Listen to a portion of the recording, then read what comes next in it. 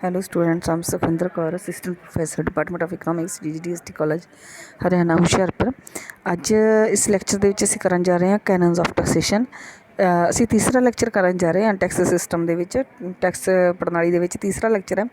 ਪਹਿਲੇ ਲੈਕਚਰ ਦੇ ਵਿੱਚ ਆਪਾਂ ਕੀਤਾ ਸੀ ਟੈਕਸ ਐਂਡ ਉਸਦੇ ਫੀਚਰਸ, ਦੂਸਰੇ ਦੇ ਵਿੱਚ ਆਪਾਂ ਕੀਤਾ ਸੀ characteristics of a good taxation system, ਚੰਗੇ ਟੈਕਸੇਸ਼ਨ ਸਿਸਟਮ ਦੀਆਂ ਵਿਸ਼ੇਸ਼ਤਾਵਾਂ, ਉਹਦੇ ਕਰੈਕਟਰਿਸਟਿਕਸ ਕੀਤੇ ਸੀਗੇ। ਅਤੇ ਉਹ ਜਦੋਂ ਅਸੀਂ ਲਾਸਟ ਟੋਪਿਕ ਕੀਤਾ ਸੀ characteristics of a good taxation system, ਅਤੇ ਉਹਦੇ ਵਿੱਚ ਆਪਾਂ ਇੱਕ ਪੁਆਇੰਟ ਕੀਤਾ ਸੀਗਾ ਕਿ ਚੰਗੇ ਟੈਕਸੇਸ਼ਨ ਸਿਸਟਮ ਆ ਜਿਹੜਾ ਉਹ ਜਿਹੜਾ it should be based on canons of taxation, ਕਿ ਟੈਕਸੇਸ਼ਨ ਦੇ ਸਿਧਾਂਤਾਂ ਦੇ ਆਧਾਰਿਤ ਹੋਣਾ ਚਾਹੀਦਾ। ਉਹ ਸਿਧਾਂਤ ਕਿਹੜੇ ਨੇ ਉਹ ਆਪਾਂ ਅੱਜ ਕਰਾਂਗੇ। ਕਰਾਂ ਦੇ ਸਿਧਾਂਤ ਕੈਨਨਸ ਆਫ ਟੈਕਸੇਸ਼ਨ। ਦੇਖੋ ਜੀ, ਕੈਨਨਸ ਆਫ ਟੈਕਸੇਸ਼ਨ ਆ ਜਿਹੜੀ ਹਰੇਕ ਕਰ ਪ੍ਰਣਾਲੀ ਕੁਝ ਇੱਕ ਸਿਧਾਂਤਾਂ ਦੇ ਆਧਾਰਿਤ ਹੋਣੀ ਚਾਹੀਦੀ ਹੈ। ਦੋ ਤਰ੍ਹਾਂ ਦੇ ਸਾਡੇ ਕੋਲ ਸਿਧਾਂਤ ਹੈਗੇ ਆ। ਫਸਟ ਜਿਹੜੇ ਸਾਨੂੰ Adam Smith canons of taxation, Adam Smith ਨੇ ਕਰਾਂ ਦੇ ਸਿਧਾਂਤ ਦਿੱਤੇ ਆ, ਅਤੇ ਦੂਸਰੇ ਮਾਡਰਨ ਕੈਨਨਸ ਆਫ ਟੈਕਸੇਸ਼ਨ। ਕਿਉਂਕਿ ਜਿਹੜੇ ਐਡਮ ਸਮਿਥ ਨੇ ਕੈਨਨਸ ਆਫ ਟੈਕਸੇਸ਼ਨ ਕਹੇ ਆ, ਕਰਾਂ ਦੇ ਸਿਧਾਂਤ ਕਹੇ ਆ, ਉਹ ਬਹੁਤ ਪੁਰਾਣੇ ਹੋ ਗਏ ਸੀ। ਇਸ ਲਈ ਫਿਰ ਥੋੜ੍ਹੇ ਜਿਹੇ ਇਕੋਨਮਿਸਟ ਜਿਹੜੇ ਆ ਨਵੇਂ, ਉਹਨਾਂ ਨੇ ਮਾਡਰਨ ਕੈਨਨਸ ਜਿਹੜੇ ਆਪਾਂ ਨੂੰ ਨਵੇਂ ਸਿਧਾਂਤ ਜਿਹੜੇ ਉਹ ਦਿੱਤੇ ਆ ਟੈਕਸੇਸ਼ਨ ਦੇ। ਸਭ ਤੋਂ ਪਹਿਲਾਂ ਅਸੀਂ ਕਰਾਂਗੇ ਐਡਮ ਸਮਿਥ ਦੇ ਕੈਨਨਸ ਆਫ ਟੈਕਸੇਸ਼ਨ। ਫਸਟ ਹੈਗਾ ਜੀ canon of equity. Adam Smith ਦੇ ਅਨੁਸਾਰ ਹਰੇਕ ਰਾਜ ਦੀ ਪ੍ਰਜਾ ਨੂੰ ਸਰਕਾਰ ਦੀ ਸਹਾਇਤਾ ਲਈ ਆਪਣਾ ਹਿੱਸਾ ਆਪਣੀਆਂ ਯੋਗਤਾਵਾਂ ਦੇ ਅਨੁਸਾਰ ਕਰ ਦੇਣਾ ਚਾਹੀਦਾ ਹੈ। ਭਾਵ ਉਹਨਾਂ ਨੂੰ ਉਸ ਆਮਦਨ ਦੇ ਅਨੁਪਾਤ ਵਿੱਚ ਕਰ ਦੇਣਾ ਚਾਹੀਦਾ ਹੈ ਜੋ ਵਿਧੀਪੂਰਵਕ ਸਰਕਾਰ ਦੀ ਸੁਰੱਖਿਆ ਵਿੱਚ ਪ੍ਰਾਪਤ ਕਰਦੇ ਹਨ। ਉਹਨਾਂ ਦਾ ਇਹ ਕਹਿਣਾ ਸੀਗਾ ਕਿ ਜਦੋਂ ਅਸੀਂ ਆਮਦਨ ਕਮਾਉਂਦੇ ਹਾਂ, ਕੰਮ ਕਰਦੇ ਹਾਂ, ਪੈਸਾ ਕਮਾਉਂਦੇ ਹਾਂ, ਅਤੇ ਉਹ ਪੈਸਾ ਇਹਦੇ 'ਤੇ ਨਹੀਂ ਕਮਾ ਲੈਂਦੇ। ਸਰਕਾਰ ਸਾਡੇ ਲਈ ਉਹ ਇੱਕ ਪੂਰੇ ਪੁਲਿਸ ਸਿਸਟਮ ਦਾ ਪ੍ਰਬੰਧ ਕਰਦੀ ਜਿਹਦੇ ਨਾਲ ਅੰਦਰੂਨੀ ਸ਼ਾਂਤੀ ਬਣੀ ਰਹੇ, ਪੂਰੇ ਇੱਕ ਐਡਮਿਨਿਸਟ੍ਰੇਸ਼ਨ ਚਲਾਉਂਦੀ ਹੈ ਜਿਹਦੇ ਨਾਲ ਇੱਕ ਸਿਸਟਮ ਚੱਲਦਾ ਹੋਵੇ। ਅਤੇ ਉਸ ਪੂਰੀ ਸਰਕਾਰ ਦੀ ਇਹਨਾਂ ਕੰਮਾਂ ਦੇ ਕਰਕੇ, ਇਸ ਸ਼ਾਂਤੀ ਵਿਵਸਥਾ ਨੂੰ ਬਣਾਈ ਰੱਖਣ ਦੇ ਕਰਕੇ, ਪੂਰੀ ਇੱਕ ਐਡਮਿਨਿਸਟ੍ਰੇਸ਼ਨ ਨੂੰ ਚਲਾਉਣ ਦੇ ਕਰਕੇ ਅਸੀਂ ਪੈਸਾ ਕਮਾਉਣ ਦੇ ਯੋਗ ਹੋ ਜਾਂਦੇ ਹਾਂ। ਇਸ ਲਈ ਸਾਨੂੰ ਇਹ ਪੈਸਾ ਅਸੀਂ ਆਪਣੇ ਆਪ ਨਹੀਂ ਕਮਾਇਆ ਹੁੰਦਾ। ਬੇਸ਼ੱਕ ਸਾਨੂੰ ਲੱਗਦਾ ਕਿ ਅਸੀਂ ਕੰਮ ਕੀਤਾ, ਅਸੀਂ ਪੈਸਾ ਕਮਾਇਆ, ਪਰ ਉਹ ਇੱਕ ਪੂਰੇ ਸਿਸਟਮ ਨੂੰ ਸਰਕਾਰ ਨੇ ਐਸਟੈਬਲਿਸ਼ ਕੀਤਾ ਹੋਇਆ ਜਿੱਥੇ ਉਹ ਖਰਚ ਕਰਦੀ ਆ, ਉਹਨੂੰ ਚਲਾਉਣ ਦੇ ਲਈ ਉਹ ਖਰਚ ਕਰਦੀ ਆ। ਉਸ ਸਿਸਟਮ ਦੇ ਅੰਡਰ ਰਹਿ ਕੇ, ਉਸ ਸਿਸਟਮ ਦੇ ਅੰਦਰ ਰਹਿ ਕੇ ਆਪਾਂ ਉਹ ਜਿਹੜਾ ਪੈਸਾ ਕਮਾਉਂਦੇ ਪਏ ਹਾਂ। ਅਤੇ ਇਸ ਲਈ ਸਾਡਾ ਇੱਕ ਫਰਜ਼ ਬਣਦਾ ਕਿ ਅਸੀਂ ਸਾਰੇ ਟੈਕਸ ਪੇ ਕਰੀਏ।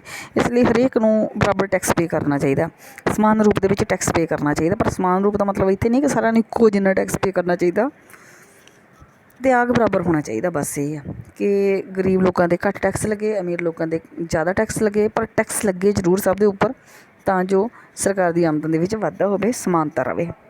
ਨੈਕਸਟ ਹੈਗਾ ਜੀ ਕੈਨਨ ਆਫ ਸਰਟੇਨਟੀ, ਨਿਸ਼ਚਿਤਤਾ।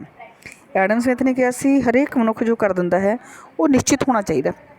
ਭੁਗਤਾਨ ਦਾ ਸਮਾਂ, ਭੁਗਤਾਨ ਦਾ ਤਰੀਕਾ, ਭੁਗਤਾਨ ਕੀਤੀ ਜਾਣ ਵਾਲੀ ਰਾਸ਼ੀ ਸਭ ਨੂੰ ਸਪਸ਼ਟ ਹੋਣੀ ਚਾਹੀਦੀ ਹੈ। ਸਾਨੂੰ ਜਦੋਂ ਇਹ ਪਤਾ ਹੋਏਗਾ ਕਿੰਨਾ ਟੈਕਸ ਕਰਨਾ, ਕਦੋਂ ਪੇ ਕਰਨਾ, ਕਿਸ ਨੂੰ ਪੇ ਕਰਨਾ, ਕਿਸ ਤਰੀਕੇ ਨਾਲ ਪੇ ਕਰਨਾ, ਤਾਂ ਸ਼ਾਇਦ ਟੈਕਸ ਦੇਣਾ ਉਨਾ ਔਖਾ ਨਾ ਹੋਵੇ ਜਿੰਨਾ ਅੱਜ ਮੰਨਿਆ ਜਾਂਦਾ। ਇਹ ਸਭ ਕੁਛ ਕਹਿਣਾ ਕਲੀਅਰ ਹੋਣਾ ਚਾਹੀਦਾ, ਅਤੇ ਨਿਸ਼ਚਿਤਤਾ ਹੋਣੀ ਚਾਹੀਦੀ ਹੈ ਕਿ ਇਸ ਟਾਈਮ 'ਤੇ ਇੰਨਾ ਟੈਕਸ ਜਿਹੜਾ ਉਹ ਪੇ ਕੀਤਾ ਜਾਏਗਾ। ਕੈਨਨ ਆਫ ਕਨਵੀਨੀਅੰਸ, ਕਿ ਐਡਮ ਸਮਿਥ ਨੇ ਇਹ ਵੀ ਕਿਹਾ ਸੀ ਕਿ ਹਰੇਕ ਕਰ ਅਜਿਹੇ ਸਮੇਂ 'ਤੇ ਜੇ ਇਸ ਢੰਗ ਨਾਲ ਲਗਾਇਆ ਜਾਣਾ ਚਾਹੀਦਾ ਕਿ ਇਸ ਦਾ ਭੁਗਤਾਨ ਕਰਦਾਤਾ ਲਈ ਸੌਖਾ ਹੋਵੇ। ਟੈਕਸ ਪੇਅਰ ਨੂੰ ਟੈਕਸ ਪੇ ਕਰਨਾ ਕਦੀ ਔਖਾ ਨਾ ਲੱਗੇ, ਅਤੇ ਅਜਿਹੇ ਢੰਗ ਨਾਲ ਲਗਾਇਆ ਜਾਣਾ ਚਾਹੀਦਾ ਕਿ ਉਸ ਨੂੰ ਸਹੂਲਤ ਹੋਵੇ, ਅਤੇ ਉਹ ਕਰ ਦੇ ਭਾਰ ਨੂੰ ਵੀ ਬਹੁਤਾ ਜ਼ਿਆਦਾ ਮਹਿਸੂਸ ਨਾ ਕਰੇ। ਨੈਕਸਟ ਹੈਗਾ ਜੀ ਕੈਨਨ ਆਫ ਇਕਾਨਮੀ, ਬੱਚਤ ਦਾ ਸਿਧਾਂਤ। ਕਿ ਐਡਮ ਸਮਿਥ ਨੇ ਵੀ ਕਿਹਾ ਕਿ ਹਰੇਕ ਕਰ ਇਸ ਤਰ੍ਹਾਂ ਲਗਾਉਣਾ ਚਾਹੀਦਾ ਕਿ ਜਿਸ ਨਾਲ ਸਰਕਾਰੀ ਖਜ਼ਾਨੇ ਦੇ ਵਿੱਚ ਆਮਦਨ ਹੋਵੇ, ਪਰ ਕਰਦਾਤਾ ਦੀ ਜੇਬ ਦੇ ਵਿੱਚੋਂ ਘੱਟ ਰਕਮ ਨਿਕਲੇ। ਮੀਨਸ ਸਰਕਾਰ ਦੀ ਆਮਦਨ ਦਾ ਸਾਧਨ ਤਾਂ ਹੈਗਾ ਹੀ ਹੈ ਟੈਕਸ, ਸਰਕਾਰ ਨੂੰ ਆਮਦਨ ਤਾਂ ਚਾਹੀਦੀ ਹੈ, ਪਰ ਇਸ ਤਰ੍ਹਾਂ ਨਾ ਹੋਵੇ ਕਿ ਟੈਕਸ ਪੇਅਰ ਦੇ ਉੱਤੇ ਬਹੁਤ ਜ਼ਿਆਦਾ ਬੋਝ ਪੈ ਜਾਏ। ਇਸ ਤਰ੍ਹਾਂ ਨਹੀਂ ਹੋਣਾ ਚਾਹੀਦਾ। ਬੱਚਤ ਦਾ ਸਿਧਾਂਤ ਹੋਣਾ ਚਾਹੀਦਾ, ਅਤੇ ਕਰ ਪ੍ਰਣਾਲੀ ਬਹੁਤੀ ਖਰਚੀਲੀ ਵੀ ਨਹੀਂ ਹੋਣੀ ਚਾਹੀਦੀ। ਇਸ ਤਰ੍ਹਾਂ ਵੀ ਨਾ ਹੋਵੇ ਕਿ ਟੈਕਸ ਕਲੈਕਟ ਕਰਨ ਦੇ ਲਈ ਬਹੁਤ ਜ਼ਿਆਦਾ ਖਰਚ ਕਰਨਾ ਪਵੇ, ਜਾਂ ਟੈਕਸ ਪੇਅਰ ਨੂੰ ਟੈਕਸ ਪੇ ਕਰਨ ਲਈ ਬਹੁਤ ਜ਼ਿਆਦਾ ਖਰਚ ਕਰਨਾ ਪਵੇ। ਇਹ ਕੁਛ ਇੱਕ ਟੈਕਸਿਸ ਨੇ ਜਿਹਦੇ ਵਿੱਚ ਇਕੁਇਟੀ, ਸਮਾਨਤਾ ਦਾ ਅਧਿਕਾਰ, ਨਿਸ਼ਚਿਤਤਾ ਦਾ ਸਿਧਾਂਤ ਹੈ ਜੀ, ਸਹੂਲਤ ਦਾ ਸਿਧਾਂਤ ਹੈ, ਅਤੇ ਇਕੋਨਮੀ ਬੱਚਤ ਦਾ ਸਿਧਾਂਤ ਹੈ। ਇਹ ਸਿਧਾਂਤ ਜਿਹੜੇ ਸਾਨੂੰ ਐਡਮ ਸਮਿਥ ਨੇ ਦਿੱਤੇ ਸੀ, ਅਤੇ ਹੁਣ ਅਸੀਂ ਕੁਝ ਇੱਕ ਮਾਡਰਨ ਸਿਧਾਂਤ ਜਿਹੜੇ ਉਹ ਕਰਾਂਗੇ। ਇਹ ਕਿਉਂਕਿ ਐਡਮ ਸਮਿਥ ਦੇ ਦਿੱਤੇ ਸਿਧਾਂਤ ਆ ਜਿਹੜੇ ਉਹ 200 ਸਾਲ ਤੋਂ ਵੀ ਵੱਧ ਪੁਰਾਣੇ ਆ, ਅਤੇ ਇਹ ਉਦੋਂ ਤੋਂ ਲੈ ਕੇ ਹੁਣ ਤੱਕ ਇਕਨੋਮਿਕ ਐਕਟੀਵਿਟੀਜ਼ ਦੇ ਵਿੱਚ ਬਹੁਤ ਜ਼ਿਆਦਾ ਫਰਕ ਆਇਆ। ਅਤੇ ਕੁਝ ਇੱਕ ਨਵੇਂ ਸਿਧਾਂਤ ਆ ਜਿਹੜੇ ਇਕੋਨਮਿਸਟਸ ਨੇ ਦਿੱਤੇ ਆ, ਉਹਨਾਂ ਦੇ ਵਿੱਚ ਕਿਹੜੇ ਨੇ ਉਹ ਅਸੀਂ ਹੁਣੇ ਡਿਸਕਸ ਕਰਾਂਗੇ। ਸਭ ਤੋਂ ਪਹਿਲਾਂ ਕੈਨਨ ਆਫ ਇਲਾਸਟਿਸਿਟੀ, ਕਿ ਕਰ ਪ੍ਰਣਾਲੀ ਦੇ ਵਿੱਚ ਇਸ ਤਰ੍ਹਾਂ ਹੋਣਾ ਚਾਹੀਦਾ ਕਿ ਸਰਕਾਰ ਨੂੰ ਜਦੋਂ ਲੱਗੇ ਲੋੜ ਤਾਂ ਉਹਨੂੰ ਘਟਾਇਆ ਵਧਾਇਆ ਜਾ ਸਕੇ। ਜੇ ਸਰਕਾਰ ਨੂੰ ਲੱਗੇ ਕਿ ਜ਼ਿਆਦਾ ਆਮਦਨ ਦੀ ਲੋੜ ਹੈ, ਟੈਕਸ ਵਧਾਏ ਜਾ ਸਕਣ। ਜਦੋਂ ਲੱਗੇ ਕਿ ਠੀਕ ਹੈ ਹੁਣ ਚੱਲ ਜਾਏਗਾ, ਤਾਂ ਟੈਕਸ ਨਹੀਂ ਘਟਾਏ ਵੀ ਜਾ ਸਕਣ। ਮੀਨਸ ਉਹਦੇ ਵਿੱਚ ਸਰਕਾਰ ਦੀ ਆਪਣੀ ਆਮਦਨ ਕਿੰਨੀ ਚਾਹੀਦੀ ਆ, ਉਸ ਦੇ ਅਨੁਸਾਰ ਉਹ ਟੈਕਸ ਦੇ ਵਿੱਚ ਘਾਟਾ ਜਾਂ ਵਾਧਾ ਕਰ ਸਕੇ। ਨੈਕਸਟ, ਕੈਨਨ ਆਫ ਪ੍ਰੋਡਕਟਿਵਿਟੀ, ਉਤਪਾਦਕਤਾ ਦਾ ਸਿਧਾਂਤ। ਟੈਕਸ ਇਸ ਤਰ੍ਹਾਂ ਦੇ ਹੋਣੇ ਚਾਹੀਦੇ ਆ ਕਿ ਸਰਕਾਰ ਨੂੰ ਆਮਦਨ ਤਾਂ ਹੋਵੇ, ਪਰ ਉਹਦੇ ਨਾਲ ਪ੍ਰੋਡਕਟਿਵਿਟੀ 'ਤੇ ਫਰਕ ਨਾ ਪਵੇ, ਕਿਉਂਕਿ ਜਦੋਂ ਜ਼ਿਆਦਾ ਮਾਤਰਾ 'ਚ ਟੈਕਸ ਲੱਗੂਗਾ ਅਤੇ ਲੋਕਾਂ ਦੀ ਡਿਸਪੋਜ਼ੇਬਲ ਇਨਕਮ ਘਟੂਗੀ ਅਤੇ ਡਿਮਾਂਡ ਘੱਟ ਜਾਏਗੀ, ਅਤੇ ਉਹਦੇ ਨਾਲ ਡਿਮਾਂਡ ਘਟਣ ਨਾਲ ਪ੍ਰੋਡਕਟਿਵਿਟੀ ਜਿਹੜੀ ਉਤਪਾਦਕਤਾ ਉਹ ਘਟਾਈ ਜਾਏਗੀ, ਪ੍ਰੋਡਕਸ਼ਨ ਘਟਾਈ ਜਾਏਗੀ ਅਤੇ ਉਦਯੋਗ ਧੰਦਿਆਂ 'ਤੇ ਬੁਰਾ ਅਸਰ ਪਵੇਗਾ। ਇਸ ਤਰ੍ਹਾਂ ਨਹੀਂ ਹੋਣਾ ਚਾਹੀਦਾ। ਇਸ ਲਈ ਇਹ ਜਿਹੜਾ ਸਿਧਾਂਤ ਲਗਭਗ ਐਡਮ ਸਮਿਥ ਅਤੇ ਬੱਚਤ ਦੇ ਸਿਧਾਂਤ ਦੇ ਨਾਲ ਮਿਲਦਾ ਜੁਲਦਾ ਹੈ। ਕੈਨਨ ਆਫ ਵਰਾਇਟੀ, ਤੁਸੀਂ ਮਲਟੀਪਲ ਟੈਕਸੇਸ਼ਨ ਸਿਸਟਮ ਅਪਣਾ ਸਕਦੇ ਹੋ। ਅਲੱਗ-ਅਲੱਗ ਕਿਸਮ ਦੇ ਟੈਕਸ ਹੋਣੇ ਚਾਹੀਦੇ ਆ ਕਿ ਇੱਦਾਂ ਕਿ ਹਰੇਕ ਦੇ ਉੱਤੇ ਥੋੜ੍ਹਾ ਬਹੁਤਾ ਭਾਰ ਜ਼ਰੂਰ ਪੈ ਜਾਏ। ਇਹ ਨਹੀਂ ਆ ਕਿ ਸਿਰਫ ਜਿੱਦਾਂ ਇਨਕਮ ਟੈਕਸ ਸਿਰਫ ਰਿਚ ਪੀਪਲ ਦਿੰਦੇ ਆ ਅਤੇ ਬਾਕੀਆਂ ਦੇ ਉੱਤੇ ਕੋਈ ਭਾਰ ਹੀ ਨਹੀਂ ਪਏਗਾ। ਇਸ ਲਈ ਤੁਸੀਂ ਸੇਲਸ ਟੈਕਸ ਵੀ ਲਗਾ ਸਕਦੇ ਹੋ। ਮੀਨਸ ਡਾਇਰੈਕਟ ਅਤੇ ਇਨਡਾਇਰੈਕਟ ਟੈਕਸ ਸਾਰੀ ਤਰ੍ਹਾਂ ਦੇ ਲਗਾਏ ਜਾ ਸਕਦੇ ਆ। ਕੈਨਨ ਆਫ ਸਿੰਪਲੀਸਿਟੀ, ਕੈਨਨ ਜਿਹੜਾ ਕਰ ਪ੍ਰਣਾਲੀ ਉਹ ਸਧਾਰਨ ਹੋਣੀ ਚਾਹੀਦੀ, ਸਰਲ ਹੋਣੀ ਚਾਹੀਦੀ, ਆਮ ਬੰਦਾ ਉਹਨੂੰ ਸਮਝ ਸਕੇ ਅਤੇ ਉਹਦੇ ਵਿੱਚ ਟੈਕਸ ਚੋਰੀ ਦੀ ਸੰਭਾਵਨਾ ਜਿਹੜੀ ਉਹ ਘੱਟ ਹੋਵੇ।